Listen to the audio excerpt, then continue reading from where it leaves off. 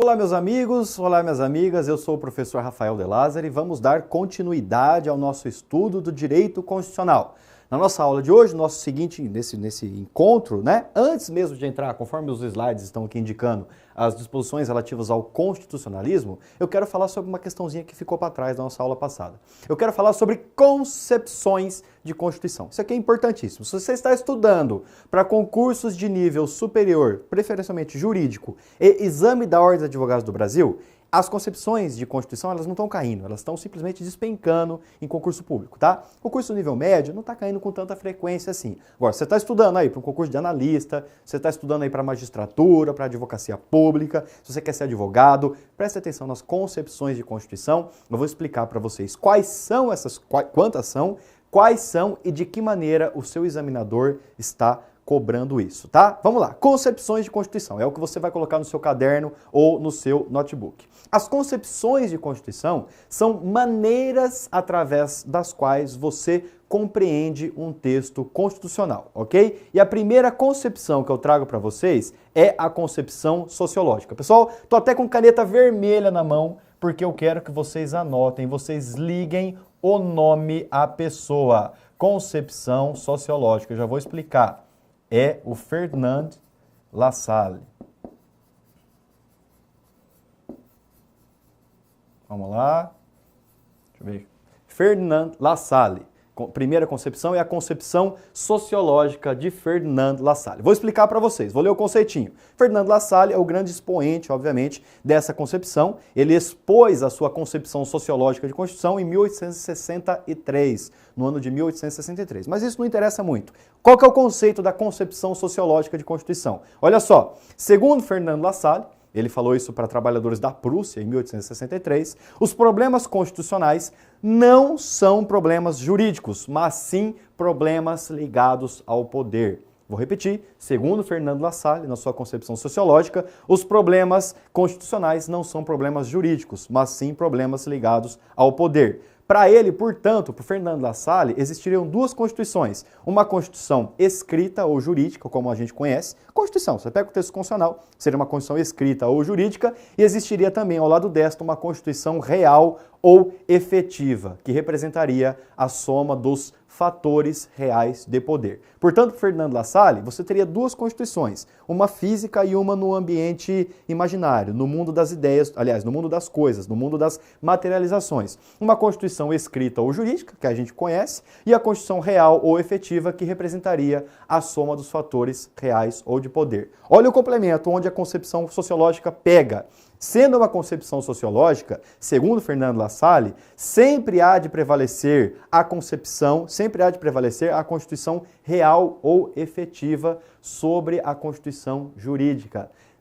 A ideia, portanto, é que a Constituição real ou efetiva, que é aquela Constituição no plano dos fatos, da realidade, sempre coincida, sempre tenha a mesma linguagem da Constituição jurídica, documental, como a gente conhece. Agora, se o texto jurídico, se a Constituição, juridicamente como a gente conhece, não representar, obviamente, esses fatores sociais, esses fatores sociológicos, essa Constituição escrita, olha o que ele fala, não vai passar de uma mera folha de papel, não passaria de uma mera folha de papel. Rafael, por que você está usando essas expressões? Simples, porque é a maneira que o seu examinador costuma perguntar. O Lassalle falava o seguinte, olha, a Constituição escrita deve coincidir com a Constituição real ou efetiva. Se não houver essa coincidência, a Constituição real ou efetiva deve prevalecer sobre a Constituição escrita, ok? E a Constituição escrita, nesse caso, ou seja, se ela não coincidir com a Constituição real ou efetiva, ela seria uma mera folha de papel. Essa é, portanto, a concepção sociológica do Ferdinand Lassalle. Essa é a primeira concepção, ok? Vamos para mais uma concepção. A segunda concepção é a concepção política, pensada por Carl Schmitt. Concepção política pensada por Carl Schmitt. Então nós vimos a primeira concepção, que é a concepção sociológica do Ferdinand Lassalle. Nós temos agora a concepção política do Carl Schmitt. Vamos lá, vamos falar o que defende o Carl Schmitt na sua concepção política de Constituição.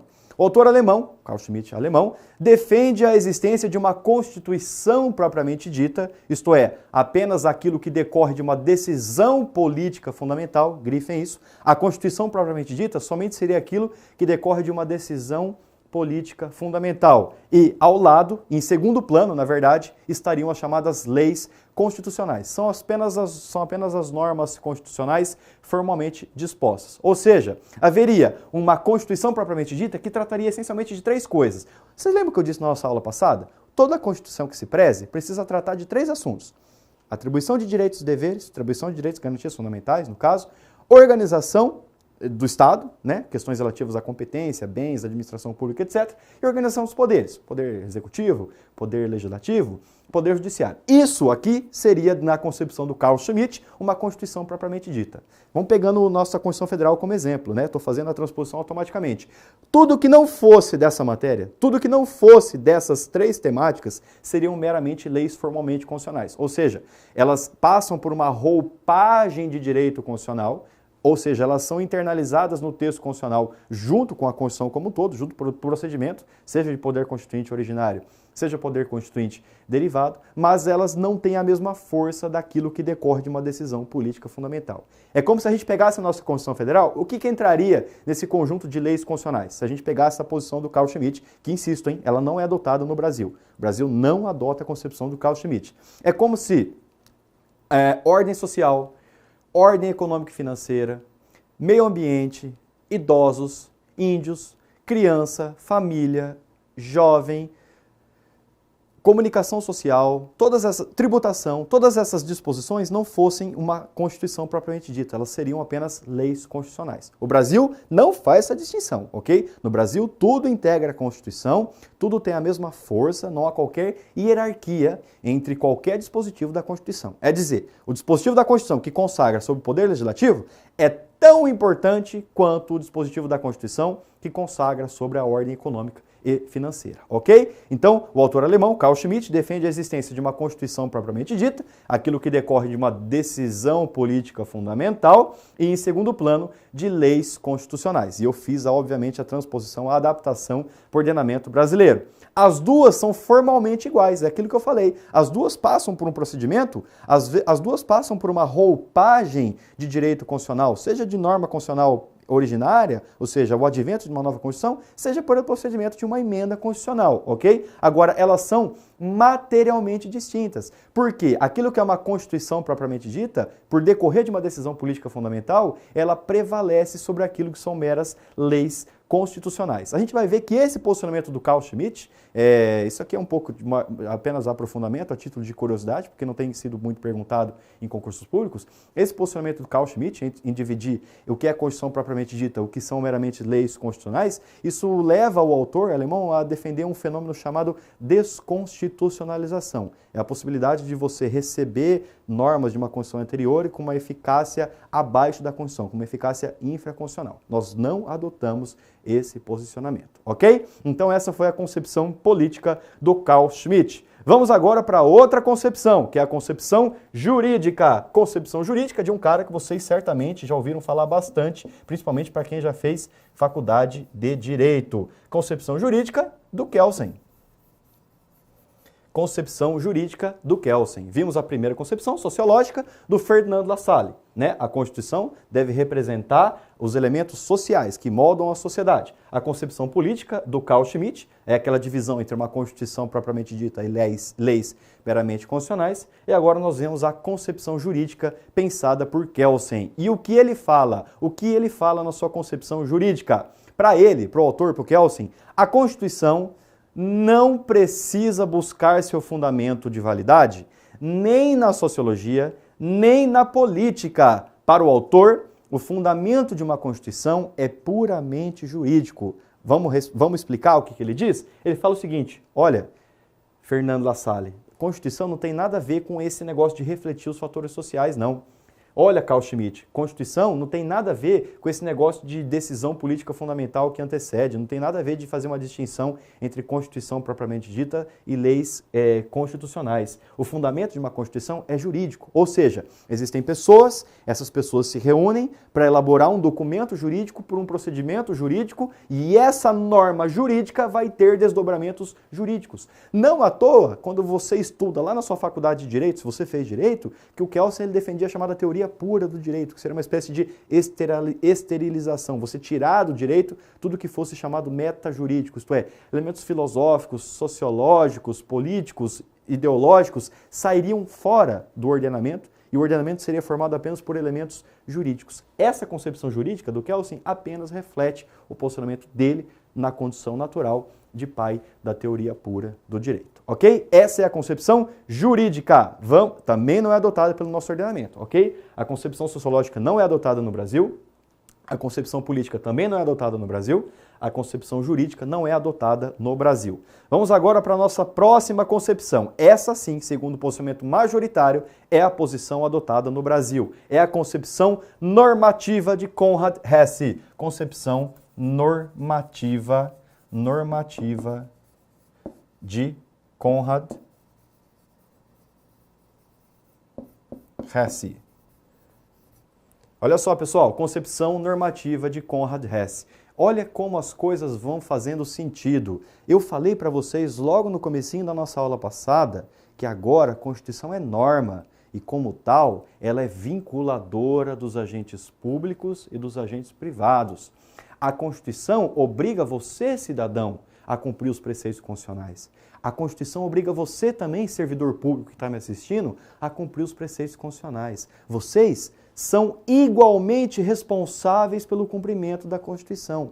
Vocês estão vinculados à Constituição da mesmíssima forma, da mesmíssima maneira que vocês estão vinculados ao Código Civil, ao Código Penal, ao Código de Processo Civil, ao Código de Processo Penal. Constituição é norma de observância obrigatória. A concepção normativa do Konrad Hesse fala nada mais, nada menos do que isso. Constituição é um documento que goza de eficácia normativa e, como tal, de cumprimento obrigatório. Descumprir a Constituição implica responsabilidades. Constituição não é mais apenas um documento compromissário, um documento que você cumpre se você quiser e se você não quiser, tá tudo bem. Não é isso. Constituição hoje é norma, ok, pessoal? Esse é o posicionamento amplamente majoritário, pelo menos sobre o ponto de vista da doutrina brasileira, ok? Vamos aqui só para mais uma concepção um tanto mais recente, tá?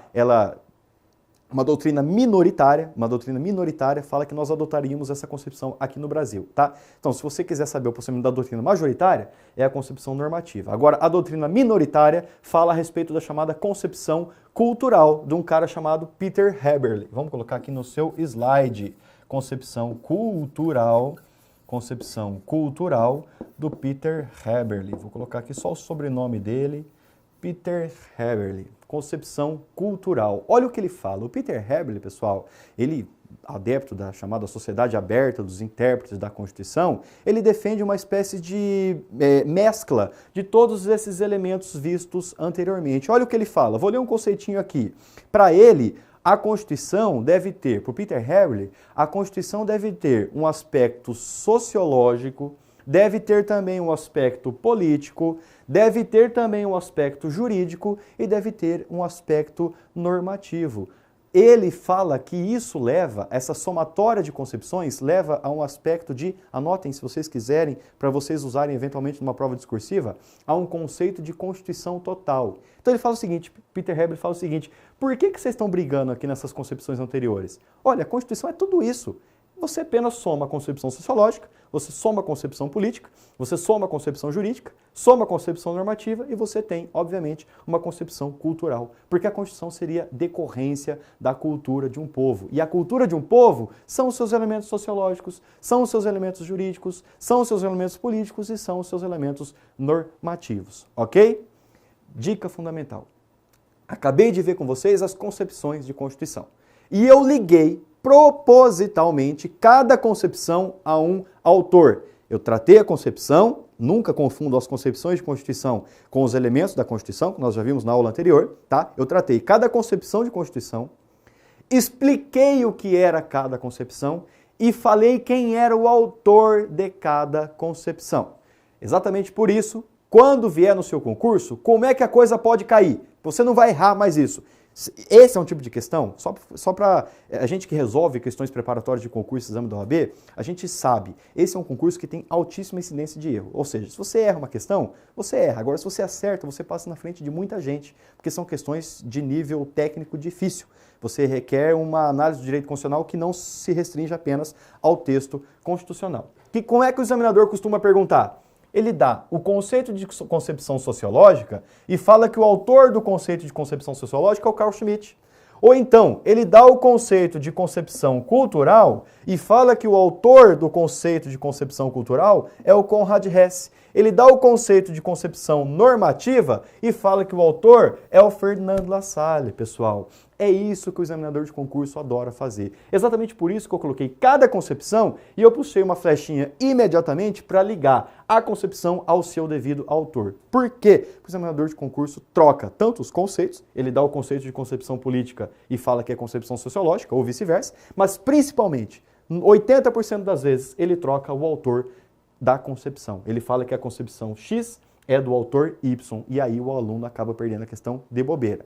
Portanto, para que você frise, para que você fixe isso na sua memória, guarde essa tela desse jeito, você vai estudar isso aqui, obviamente vai relembrar os conceitos. Concepção sociológica, quem é o autor? Ferdinand Lassalle.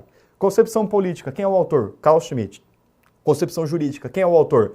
Kelsen. Concepção normativa, conforme a doutrina majoritária, a concepção adotada no nosso ordenamento brasileiro desde a Constituição Federal de 1988, concepção normativa do Konrad Hess, e a concepção cultural do Peter Häberle, que é adotado pela doutrina minoritária. Então, doutrina majoritária, no Brasil se adota a concepção normativa. Doutrina minoritária, no Brasil se adota a concepção cultural. Eu, Rafael de Lázari, me perfilho a essa doutrina majoritária. Acho que no Brasil a Constituição é norma e não apenas um elemento de cultura. É norma, essencialmente norma e como tal vinculadora dos agentes públicos e privados. Mas você precisa ter também essa informação da doutrina minoritária. Feito isso, meus amigos, encerramos as concepções de Constituição e podemos iniciar o estudo do chamado constitucionalismo. Vamos iniciar o estudo do constitucionalismo. Deixa eu colocar aqui na minha colinha, que eu vou trazer para vocês as nuances a respeito do constitucionalismo.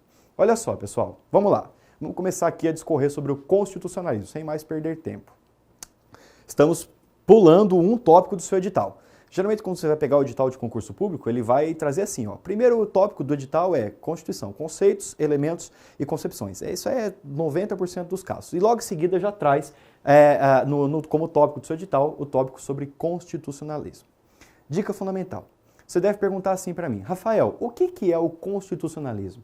O constitucionalismo, ele é a mesma coisa que Constituição? E eu respondo para você, sim e não. É isso mesmo que eu respondo, sim e não. É a famosa depende, né? Por que eu falo isso? Porque o constitucionalismo, meus amigos, ele antecede a própria existência dos textos constitucionais. Vou repetir para que você não erre em concurso. O examinador adora perguntar, falar que o constitucionalismo nasceu com os primeiros textos constitucionais. Negativo! O constitucionalismo é algo que existe desde antes dos textos constitucionais. É dizer, os textos constitucionais, eles estão atrelados ao constitucionalismo? É óbvio que estão, só que eles são uma decorrência do constitucionalismo. O constitucionalismo, ele independe da existência das constituições, porque o constitucionalismo já existia mesmo antes de existirem as constituições. Essa é a primeira dica que eu dou para vocês. Portanto, o constitucionalismo é fenômeno, é gênero. As constituições são uma espécie decorrente desse fenômeno, que é o fenômeno constitucionalista.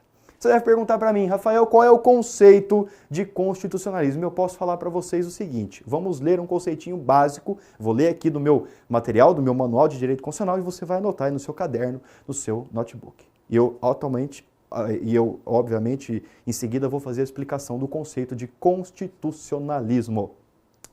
Como força reativa equivalente aos movimentos absolutistas do período medieval, e como embrionário de concretização futura dos Estados nacionais, olha só, o constitucionalismo surgiu em oposição ao caráter divino ou imperativo do monarca. O constitucionalismo surgiu para reagir ao caráter imperativo ou divino do monarca, numa tentativa de impor limitação ao poder. Então esse é outro dado que eu quero que vocês anotem. Então ele surgiu para controlar o poder do poder divino ou absoluto, soberano do monarca, numa tentativa de você limitar o poder e os seus desdobramentos negativos, como o autoritarismo e a censura. Esse é o conceitinho básico que eu trago para vocês do constitucionalismo.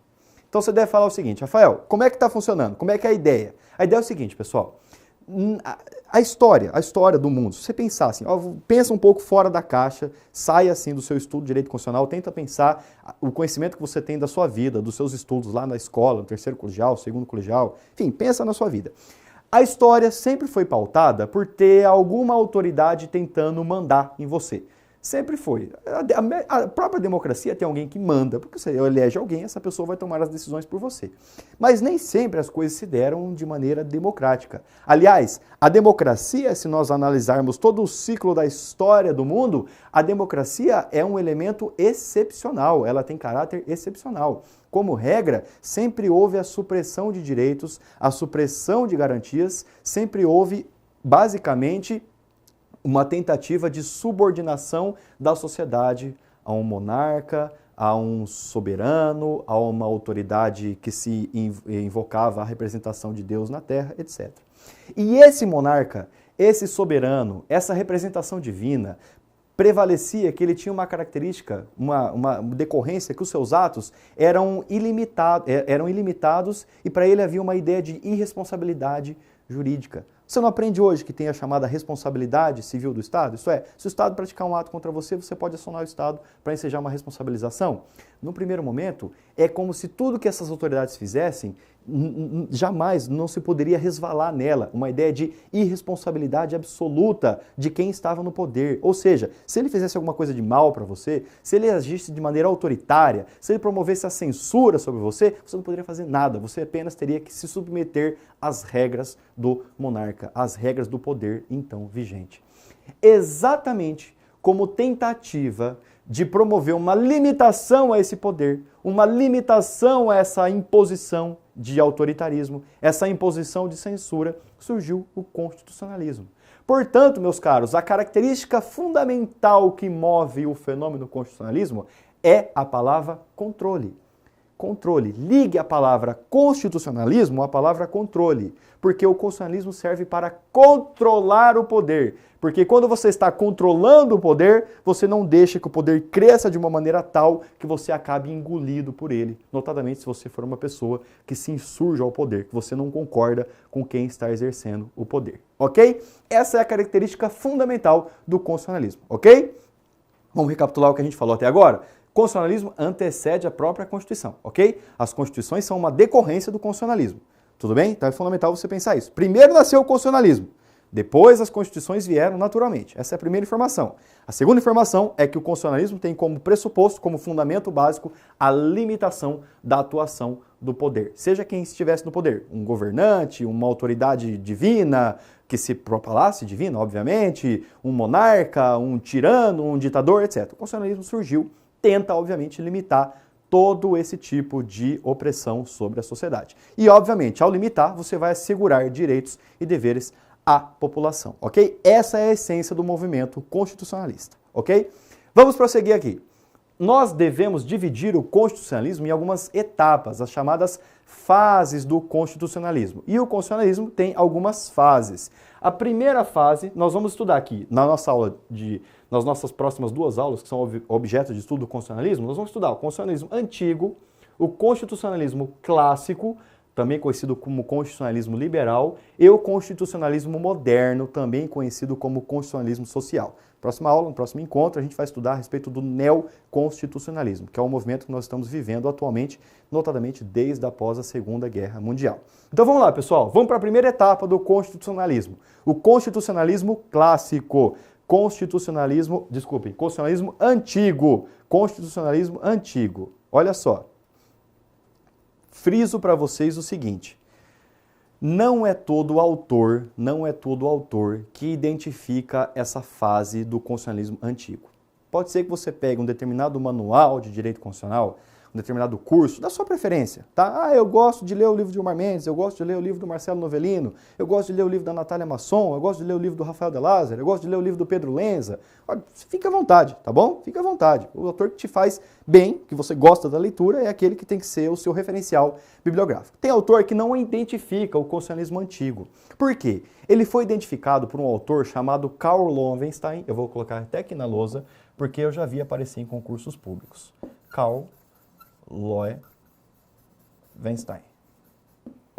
Um grande autor, pensador da ciência constitucional do direito público como um todo. O Karl Loewenstein, que ele fala o seguinte, ó, a primeira etapa do constitucionalismo, o constitucionalismo antigo, seria identificado nas cidades-estado gregas e também entre os hebreus.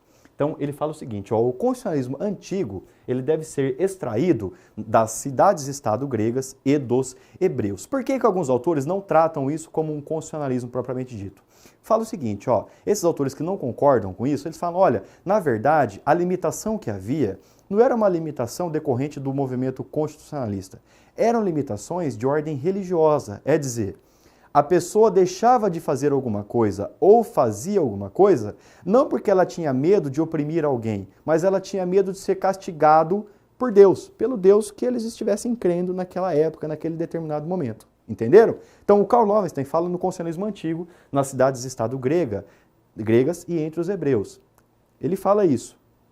Agora, determinados autores falam, olha, isso não é constitucionalismo, porque a limitação de fato havia, mas não era uma limitação por um motivo de democracia, de assegurar direitos. Não, era uma limitação decorrente de medo. Olha, eu tenho medo de fazer determinada coisa porque meu Deus, o Deus que eu sigo, não vai gostar. Então eu não faço para evitar ser castigado por Deus. Esse é o constitucionalismo antigo. Ok, pessoal? Agora, você vai poder ver também alguns desenvolvimentos da disciplina que falam o seguinte, na verdade, o constitucionalismo antigo ele se subdividiria em duas fases. A primeira fase, de fato, seria essa fase das cidades-estado grega e dos hebreus, mas teria uma segunda fase, e aí sim isso é pacífico. Aí você vai ver todos os autores de direito constitucional falando que seriam manifestações, sim, de direito constitucional. Direito constitucional não, desculpem, de constitucionalismo. Seriam manifestações desse constitucionalismo. A Magna Carta inglesa de 1215, a Magna Carta inglesa de 1215, a Petition of Rights de 1628, vamos colocar aqui na lousa esses documentos, porque às vezes elas costumam aparecer. Magna Carta, vamos lá, Magna Carta, vem comigo na lousa, fica comigo na lousa. Magna Carta de 1215, a Petition of Rights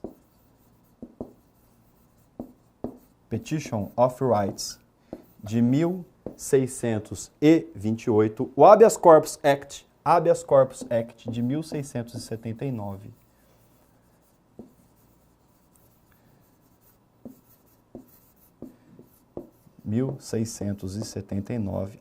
Anotem todos esses documentos. E, por fim, o Habeas Corpus Act de 1679 e, por fim, o Bill of Rights de 1689. Bill of Rights de 1689. Vamos recapitular? Magna Carta de 1215, Petition of Rights de 1628, Habeas Corpus Act de 1679 e a Bill of Rights de 1689. Aí sim nós estamos falando propriamente de um movimento constitucionalista, ok? São as primeiras manifestações. Começa lá em 1215 com a Magna Carta inglesa, Magna Carta de João Sem Terra. Depois nós temos a Petition of Rights. Vejam que nós temos um lapso temporal bastante amplo. Nós estamos indo aqui de 1215 até praticamente a Constituição norte-americana, que é quando vai começar a próxima fase, que é a fase do constitucionalismo clássico ou liberal. Nós estamos falando, portanto, aí 500, 600 anos só no constitucionalismo antigo durante uma segunda fase, né? Magna Carta, Petition of Rights, Habeas Corpus Act e Bill of Rights. Só uma dica fundamental. Tem alguns autores, aqui mais uma dica, você vê como que a coisa varia na doutrina. O grande problema da doutrina é essa. Cada autor tem o seu posicionamento.